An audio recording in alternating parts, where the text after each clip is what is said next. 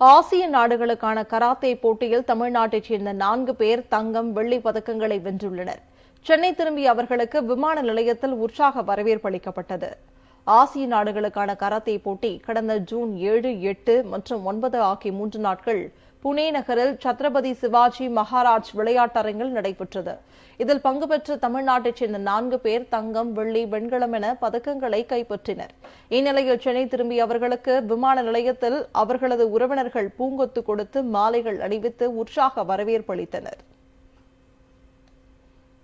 World கொஜூரியோ karate சாம்பியன்ஷிப்பில் பங்கு பெறுவதற்கான வாய்ப்பு கிடைச்சிருக்கு. இதில் நம்ம சென்னையை சேர்ந்த 3 பேர், அதாவது ஷாம் பிரசாந்த் 8, 9 வயசில் 32 வெயிட் கேட்டகரி கீழே குமித்தே, அதாவது ஃபைட் இந்த கேட்டகரியில் வந்து சில்வர் மெடல் எடுத்திருக்காரு.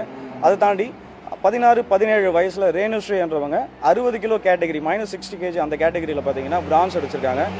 அது மட்டும் இல்லாமல் வெட்டரன் கேட்டகரியில் நானுமே பார்ட்டிசிபேட் பண்ணியிருந்தேன். அந்த வெட்டரன் கேட்டகரியில் கட்டா பிரிவில் பார்த்தீங்க அப்படின்னா இன்னும் நானுமே வந்து ஒரு சில்வர் மெடல் வந்து பிளேஸ் பண்ணியிருக்கேன். ஸோ இந்த 3 பேருமே என்னையும் சேர்த்து அடுத்ததாக ஆஸ்திரேலியாவில் நடக்க இருக்கிற இன்டர்நேஷ்னல் கொஜூரியோ கராத்தே ஃபெடரேஷனோட சாம்பியன்ஷிப்புக்காக நாங்கள் அட்டன் பண்ண இருக்கிறோம்.